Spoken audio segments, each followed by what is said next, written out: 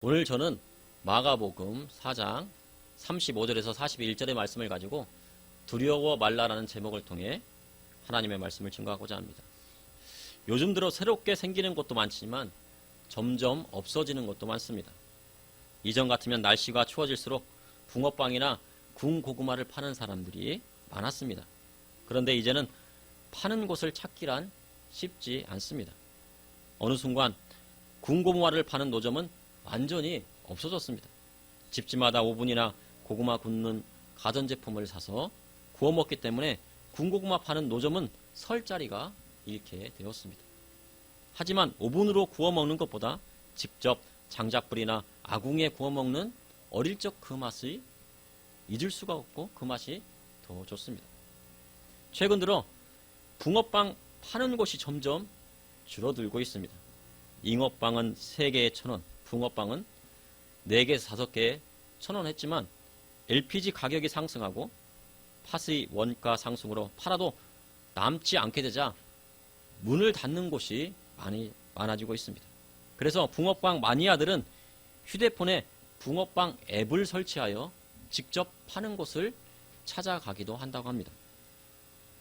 지난해보다 올해 물가 상승률이 더 높습니다. 시골에 가면 밭에 파가 많지만 마트에 가보면 파 한 뿌리가 1,000원이 넘고 있습니다. 파 작황은 좋지만 유가 상승으로 전체적인 물가가 올랐기 때문입니다. 물가 상승도 문제지만 코로나19 변이 종인 오미크론의 전파 속도가 무섭다고 합니다. 어딘가 확진자가 있다고 하면 사람들은 무서워 떱니다. 코로나에 걸리지 않을까 마음이 조마조마하다고 합니다. 코로나19로 사회생활이 멈추는 것은 아닐까 걱정하기도 합니다. 오늘 본문을 보니 무서운 광풍에 떨고 있는 제자들에게 주님 말씀하셨습니다. 두려움에 가득한 제자들에게 하신 말씀은 무엇이며 예수님의 말씀을 통해 이 시대를 살아가는 성도들이 깨달아야 할 것은 무엇인지 여러분과 나누고자 합니다. 첫째, 주님이 함께 하시면 두려움은 사라집니다. 사람에게 두려움은 왜 오는 것일까요? 아이들은 화장실에 갈 때 무섭다고 합니다. 아무도 없는 화장실에 홀로 남게 되면 무섭습니다. 그래서 아빠나 엄마에게 화장실 앞에 지키고 서 있으라고 합니다. 이렇게 두려움이란 홀로 남겨져 있다고 생각될 때 두려움을 느끼는 것입니다. 나는 세상에 혼자야. 도와줄 사람이 하나 없어. 모든 것은 내가 해야 해. 깊은 밤 세상 한복판에 홀로 서 있으면 누구든 두려움이 몰려오게 됩니다. 오늘 본문의 제자들은 밤에 배를 타고 바다를 건너고 있었습니다. 마가복음 4장 35절에 그날 저물매 제자들에게 이르시되 우리가 건너편으로 건너가자 하시니 그들이 무리를 떠나 예수를 배에 계신 그대로 모시고 가매 다른 배들도 함께 하더라. 우리 주님은 무리를 가르치실 때 빈들이나 산에 올라 가르치시거나 바다의 해변에 배를 띄워놓고 배 위에 앉아 말씀을 전하셨습니다. 오늘 본문 장에 있는 4장 1절에 보면 예수께서 다시 바닷가에서 가르치시니 큰 무리가 모여들고는 예수께서 바다에 떠있는 배에 올라 앉으시고 온 무리는 바닷가 육지에 있더라. 주님은 배에 올라 우리에게 여러 가지 비유의 말씀을 하셨습니다. 씨 뿌리는 자의 비유, 등불에 대한 가르침, 자라는 씨의 비유, 겨자씨의 비유를 가르치시고 제자들에게는 해석도 직접 해주셨습니다. 주님은 이렇게 날이 저물도록 무리와 제자들을 가르치셨습니다. 그런데 무리들이 떠나자 제자들은 예수님께서 가르치시던 배 그대로 주님을 모시고 바다를 건넜습니다.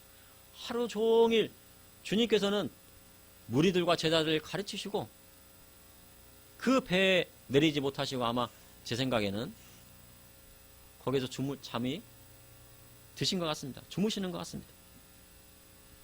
그러자 다른 배들도 함께 나아갑니다. 그런데 저녁이 되어 밤이 오자 큰 광풍이 일기 시작했습니다. 갈릴리 바다는 지중해보다 수면이 300m 아래에 있어 북쪽 헤르몬 산의 찬 기운과 남방 아라비아의 뜨거운 열기가 만나 돌풍을 일으킬 때가 종종 있습니다. 제자들은 갈릴리 바다에서 잔뼈가 굵은 10년에서 20년의 베테랑 어부였습니다. 10년에서 20년 이상의 베테랑 어부였습니다. 그리고 갈릴리 바다에서 주로 밤에 물고기를 잡기 때문에 밤바다에는 능숙했습니다. 자신들에게 익숙한 바다에서 건너편으로 가는 것은 절대 어려운 일이 아니었습니다.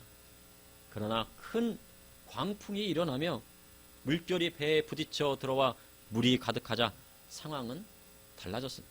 보통 배는 파도를 피하게 되면 배는 순식간에 뒤집히고 맙니다. 그래서 정면으로 파도를 이겨내야 배가 뒤집히지 않습니다. 제자들은 광풍으로 인한 높은 파도를 이겨내기 위해 수십 차례 이상 이 파도를 이겨냈을 것입니다. 그러나 더 이상은 광풍으로 이겨낼 수 없었습니다. 인생의 어려움은 주로 밤에 일어납니다. 그래서 성도는 밤이 올 것을 예상하고 대비해야 합니다. 시련의 폭풍은 밤에 갑자기 몰아칠 때가 많습니다. 그런데 폭풍과 몰아칠 것을 예측할 수 있다면 그것을 피할 수 있을 것입니다. 그러나 광풍은 갑자기 몰아치는 것입니다. 한여름에 기상청에서 일기예보를 하지만 게릴라성 폭우를 예측하기는 쉽지 않습니다. 어느 곳에서 어마어마한 폭우를 쏟을지를 아무도 모릅니다. 현재 우리나라는 코로나19를 이겨내고 일상으로 돌아가기 위한 위드 코로나가 시행되고 있습니다. 그러나 갑자기 코로나19의 변이인 오미크론이 나타나더니 이제 다시 사적 모임 제한 조치까지 나오고 있습니다. 앞서 많은 전문가들은 70% 이상 접종하면 집단 면역력이 생겨 위드 코로나가 가능할 것이라고 보았습니다. 그러나 변이가 나타나면서 새로운 난간에 부딪혔습니다. 오미크론이 확산되자 세계의 증시는 오르락내리락을 반복하고 환율도 급락과 상승을 반복하고 있습니다. 세계의 금융 전문가들은 앞으로 어떠한 일이 일어날지 예측하기가 참으로 어렵다고 말합니다. 그런데 세상은 예측 가능할 때는 두려움이나 공포가 없습니다. 그러나 예측이 불가능한 광풍이 몰아치면 두려운 것입니다. 한국은행은 지난달 금리를 0.25% 올렸습니다. 그래서 1%의 금리에 도달했습니다. 그런데 우리의 금리는 1%인데 주택담보대출은 6%에 이르고 있습니다. 이러한 현상은 미래에 대한 불확실성 때문입니다. 그러나 중요한 것은 미 연준은 테이퍼링에 대한 예고만 했을 뿐 실질적인 금리는 올리지 않았다는 것입니다. 미 연준은 우리와 같이 금리를 조금씩 올리는 것이 아닙니다. 테이퍼링을 예고하고 어느 순간 확 올립니다. 그런데 한국은행이 1%의 금리가 되자 시중은행의 이자는 6%에 가까웠습니다. 그렇다면 미 연준이 2에서 3% 정도 금리를 올린다면 우리의 시중은행의 이자율은 어떻게 될까요? 상상하기 어려운 위기가 닥쳐올 수 있습니다. 큰 파도가 몰려올 수 있습니다. 항상 성도는 밤이 올 것을 대비하고 준비하고 있어야 합니다. 폭풍우가 올 것을 대비하고 있어야 합니다. 그러나 광풍은 갑작스럽게 불어오는 것입니다. 20년 된 베테랑 어부도 어찌할 수 없는 것이 예측 불가능한 광풍입니다. 그러나 아무리 예측 불가능한 인생의 광풍이 몰려온다 할지라도 우리 주님 그 배에 함께 계시면 모든 것이 해결되는 것입니다. 그러므로 주님이 함께 하시면 모든 두려움은 사라집니다. 둘째, 주님을 의지할 때 모든 두려움이 사라집니다. 마가복음 4장 38절에 예수께서 고물에서 베개를 베고 주무시던 제자들이 깨우며 이르되 선생님이여 우리가 죽게 된 것을 돌보지 아니하시나이까 하니 제자들은 어떻게든 배를 살려보려고 안간힘을 썼습니다. 노를 저고 돛을 정립하고 그러나 물결이 부딪히고 물이 배에 가득 들어와 침몰 위기가 오자 두려웠습니다. 이제 죽는구나 하고 생각을 했을 것입니다.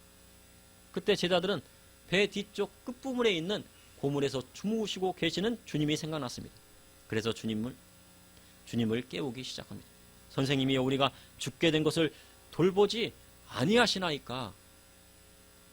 대부분의 사람들은 인생에서 자신이 할 수 있는 최선을 다해봅니다.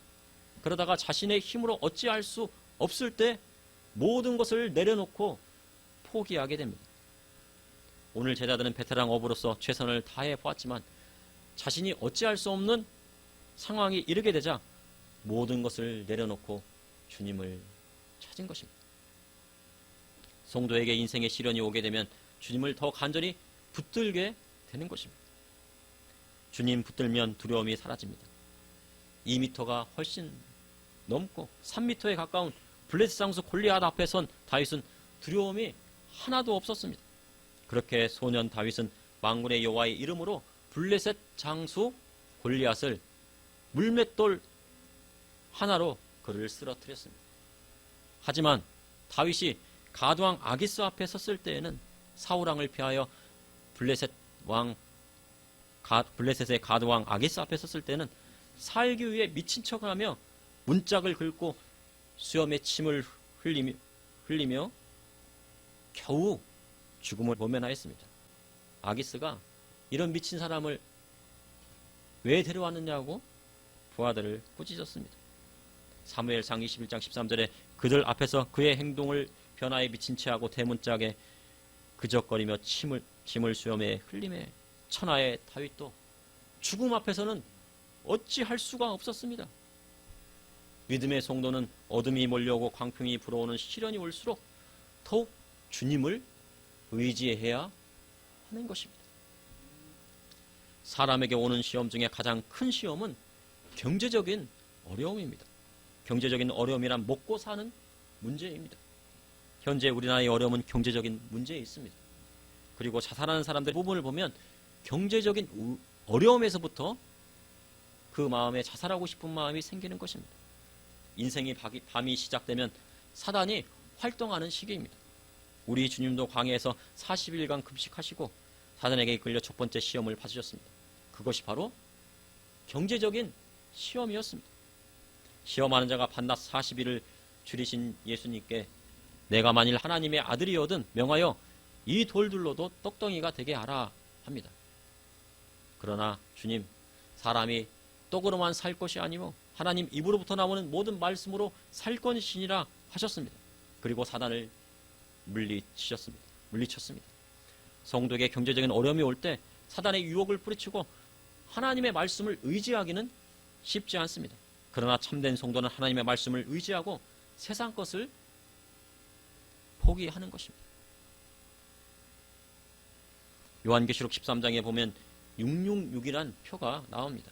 사람들은 이것을 바코드다, 베르칩이다 말합니다. 그런데 666은 말세 지말의 경제적인 통제 수단이 될 것은 자명합니다. 요한계시록 13장 16절에 그가 모든 자 곧 작은 자나 큰 자나 부자나 가난한 자나 자유인이나 종들에게 그 오른손에나 이마에 표를 받게 하고 누구든지 이 표를 가진 자 외에는 매매를 못하게 하는 이 표는 곧 짐승의 이름이나 그 이름의 수라. 적그리스도는 666이란 표를 통해 경제적인 통제 사회를 만들 것입니다. 경제적인 통제를 통해 예수님을 믿지 못하게 하거나 하나님 앞에 예배드릴 수 없게 하는 시대가 올 것입니다. 666표를 받지 않으면 마트에 가서 달걀 한 판도 사지 못하는 시대가 온다는 것입니다. 그럴 때 적그리스도에게 순종하지 않고 주님 말씀대로 살 수 있는가 하는 문제입니다. 예수님께서도 사단에게 시험을 받으셨습니다. 그러니 주님을 따르는 성도도 사단에게 시험을 받게 됩니다. 그런데 이 세상에는 원수마귀 사단과 맞서 싸워 이길 사람이 하나도 없습니다. 그래서 주님을 의지하고 원수마귀를 대적해야 합니다. 주님을 의지하는 것이 더욱 중요한 것입니다. 원수마귀는 우는 사자와 같이 삼킬 자를 찾고 있습니다. 사단의 유혹에 빠지면 헤쳐나오기가 쉽지 않습니다. 가룟 유다는 연보의 궤, 즉 헌금함에 관심이 많았습니다. 12제자 중에서 예수님의 헌금함에 가장 관심이 많은 사람은 바로 가룟 유다였습니다. 왜냐하면 가룟 유다는 연보의 궤를 맡고 있었기 때문입니다. 재정 관리를 하고 있었기 때문입니다. 하나님 앞에 드린 예물에 손을 대었습니다. 그리고 사단의 유혹에 빠져 은 30에 주님을 팔았습니다. 예수님을 대제사장과 그 무리에 넘기고 나니 사단은 한없는 죄책감을 그에게 심어주었습니다. 나는 죄인이야, 나는 죄인이야, 나는 예수님을 팔아먹은 사람이야. 이렇게 계속 마음속에 심어주었습니다. 그리고 그는 그것을 이기지 못하고 사단에게 자신의 목숨을 내어주게 된 것입니다. 사람은 물질의 유혹을 피하기가 쉽지 않습니다. 그러나 하나님의 말씀 의지하고 살면 사단의 유혹을 피할 수 있게 되는 것입니다. 요셉은 보디발의 가정 총무로 있었지만 보디발의 아내가 유혹해 옵니다. 혈기왕성한 젊은 청년 요셉이 주인의 아내의 유혹을 뿌리치는 것은 쉽지 않은 일이었습니다. 그러나 그는 하나님을 믿는 사람이었고 그는 꿈꾸는 사람이었습니다.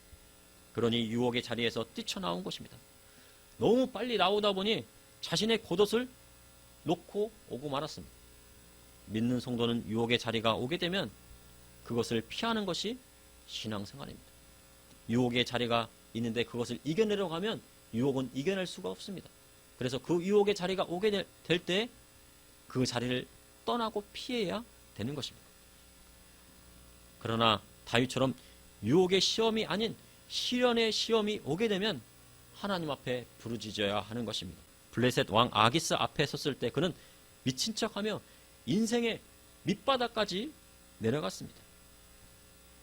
저와 우리 성도님 중에 그렇게 다른 사람 앞에서 미친 척하고 침을 질질 흘린 적이 있어 봤습니까? 저는 제 인생에 있어서 그런 적은 한 번도 없었던 것 같습니다.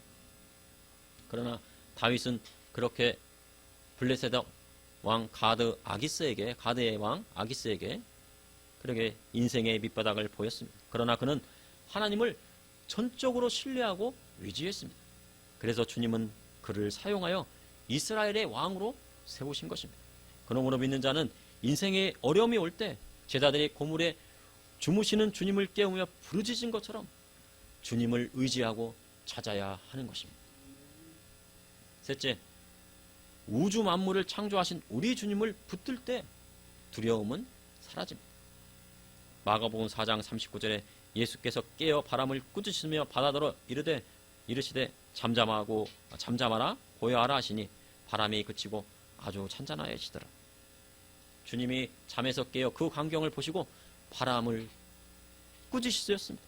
그리고 바다더러 잠잠하라 고요하라 하셨습니다. 그러니 바다가 언제 그러냐는 듯이 아주 잔잔합니다. 저는 청년 시절 밤낚시를 한 적이 있습니다. 밤을 새고 새벽이 될 때면요 호수는 아주 잔잔해지고 고요해집니다.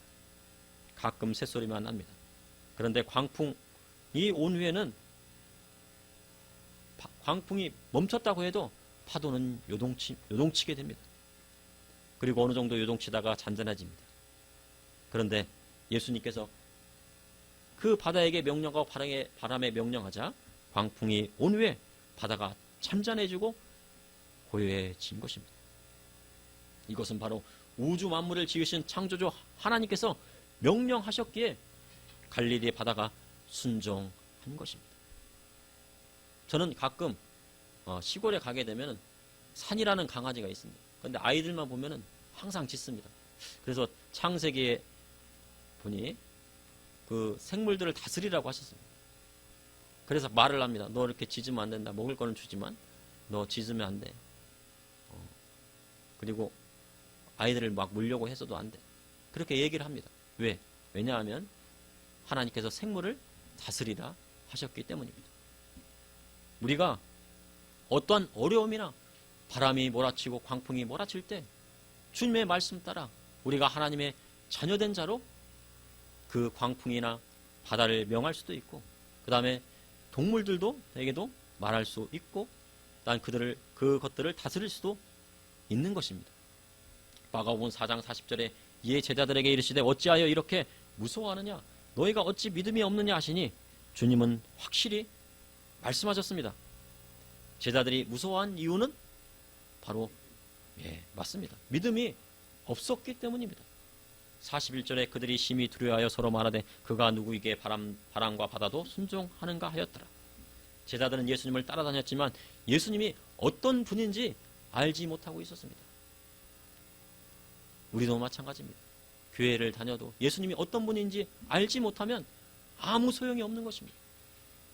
제자들은 예수님을 모시고 배를 타고 이곳을 다니며 저곳을 가며 예수님의 설교를 듣고 예수님의 말씀을 듣고 가르침을 받았지만 예수님이 누군지를 알지 못했습니다.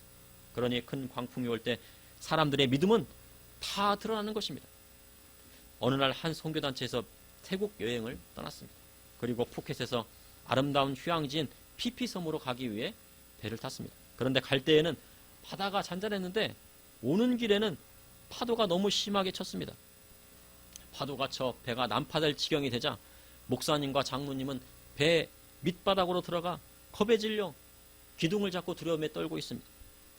그런데 나이 지긋하신 권사님은 선상에 있는 의자에 앉아 기도하였습니다.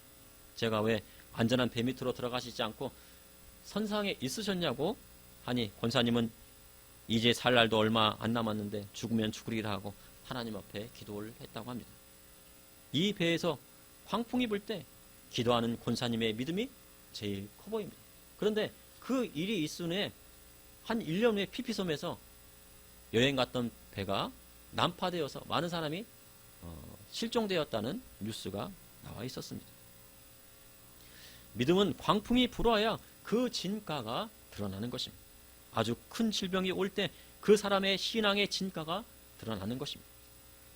스데반 집사님은 예루살렘 교회에 큰 핍박이 올 때 예수님이 서신 공회에 끌려가 신문을 받았습니다. 그러나 스데반 집사님은 두려워하거나 떨지 않고 성령 충만의 복음의 말씀을 담대히 증거하였습니다. 제사장과 그 무리들이 이를 갈고 돌로 치려 할 때 하늘이 열리고 하나님의 영광과 예수님께서 하나님 우편에 서신 것을 보게 되었습니다. 그리고 돌에 맞아 순교합니다. 사도행전 7장 60절에 무릎을 꿇고 크게 불러 이르되 주여 이 죄를 그들에게 돌리지 마옵소서 이 말을 하고 자니라. 성경에는 스데반 집사님이 잔다고 기록되어 있습니다. 믿는 자에게는 죽음은 사망을 뜻하는 것이 아닙니다. 잠을 자는 것입니다. 믿는 자에게는 죽음이 없습니다. 믿는 자가 죽으면 자는 것입니다. 예수님 다시 공중 재림하시는 날 깊은 잠에서 깨어나 영광의 주님마다 천국에서 혼인잔치 하는 것입니다. 그것을 믿는 것이 바로 믿음입니다. 내가 죽지 않는다는 것을 믿는 것. 내가 만약 죽음이 온다고 해서 잠시 자는 것이지만 주님께서 공중 재림하셔서 이 땅에 오시면 내가 그 잠에서 깨어나 우리 주님, 신랑 되신 우리 주님 만나게 된다는 것을 믿는 것이 믿음입니다. 마지막 때로 갈수록 환난은 더 심해지고 사람들에게 두려움의 마음은 점점 증가하게 됩니다. 그것은 성경에 기록되어 있습니다. 에베소서 6장 12절에 우리의 싸움은 혈과 육을 상대하는 것이 아니오 통치자들과 권세들과 이 어둠의 세상 주관자들과 하늘에 있는 악의 영들을 상대함이라. 통치자들과 권세들은 보통 사단으로 해석하지만 문자 그대로 하면 세상 통치자들을 말하는 것입니다. 하나님의 말씀대로 하지 않는 세상 통치자를 말하는 것입니다. 교회를 핍박하는 세상 통치자를 말하는 것입니다. 다시 말하면 김정은과 같은 악의 통치자를 말하는 것입니다. 김정은은 기독교인만 보면 잡아서 감옥에 넣고 죽입니다. 이런 악의 통치자의 배후에는 누가 있습니까? 바로 원수마귀 사단이 있습니다. 로마 시대 네로와 같은 어둠의 세상 주관자들이 곳곳에 있어 말세로 갈수록 점점 더 많아질 것을 주님 말씀하신 것입니다. 지금까지 코로나로 인해 교회가 폐쇄 조치되는 곳도 있었다고 합니다. 그러나 앞으로는 이것은 약과에 불과합니다. 그러나 앞으로 이보다 더 큰 환난과 시험이 오게 될 것입니다. 왜냐하면 그것은 제가 하는 이야기가 아니고 성경에 그렇게 나와 있기 때문입니다. 예수님, 주님 오실 날이 가까이 오게 되면 나라가 나라를 대적하고 민족이 민족을 대적하게 될 것을 성경에 기록하고 있기 때문입니다.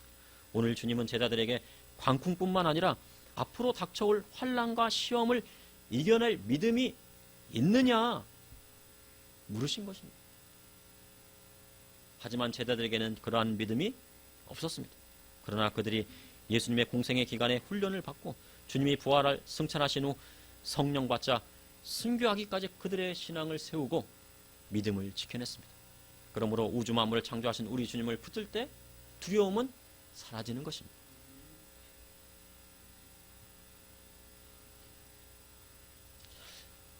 세계적인 부호 빌 게이츠도 내년이면 코로나가 종식될 것으로 보았습니다. 저도 그렇게 보았습니다. 그러나 앞으로 예측할 수 없게 되었습니다. 계속적인 변이가 나오고 있습니다. 이러한 사태가 장기화될 경우 세계 경제는 어떻게 될지 예측하기 어렵고 불확실성만 더 높아질 것입니다. 그러나 우리 믿는 성도는 주님을 붙들고 나아갈 때 예측하기 어렵고 불확실한 시대에 누구도 흔들 수 없는 반석 위에 서게 될 것입니다. 그 든든한 반석은 누구십니까? 바로 우리의 모퉁이 돌 대신 예수 그리스도이십니다. 환란이 오고 광풍이 몰아쳐도 주님을 의지하는 자는 흔들리지 않는 것입니다. 그러니 두려워하지 마시고 떨지 마시고 담대히 나아가 주의 복음을 증거하십시오. 그러므로 주님이 함께 하시면 두려움은 사라집니다. 또한 주님을 의지할 때 모든 두려움은 사라집니다. 우주 만물을 창조하신 우리 주님을 붙들 때 두려움은 완전히 물러가는 것입니다. 앞으로 경제적으로 어려워진다고 하면 우리 성도님들은 그때 나가서 어렵고 힘든 사람을 도우면 됩니다. 돕고 주의 복음을 증거하면 되는 것입니다. 그러니 우리는 두려워하지 말고 떨지 말고 주님 말씀대로 살아가면 되는 것입니다. 잠시 기도하시겠습니다. 사랑의 하나님, 이 시간도 감사합니다. 주님의 사랑과 은혜로 이렇게 주님 앞에 나와 예배드리게 하여 주심을 감사합니다. 주님, 지금 한국교회 어려운 상황이 있습니다. 여러 가지 환경적인 어려움들이 있습니다. 또한 경제적인 어려움도 있습니다. 그러나 주님 붙들고 나아갈 때 이 어려움의 광풍은 이겨낼 수 있을 줄을 우리가 믿고 주님 말씀 따라갑니다. 아버지 하나님, 우리 대한민국 붙들어 주셔서 남북 통일되게 하여 주시고 주님, 북녘 땅뿐만 아니라 만죽 땅에까지 가서 복음 전하게 하여 주시고 또한 서울에서 기차 타고 유럽까지 가서 주의 복음을 증거할 수 있는 때가 오기를 간절히 기도합니다. 주여, 주님, 그때까지 우리가 믿음을 지키게 하여 주시고 하나님 말씀대로 살아가고 준비하게 하여 주시옵소서. 예수님 이름으로 기도합나이다. 아멘.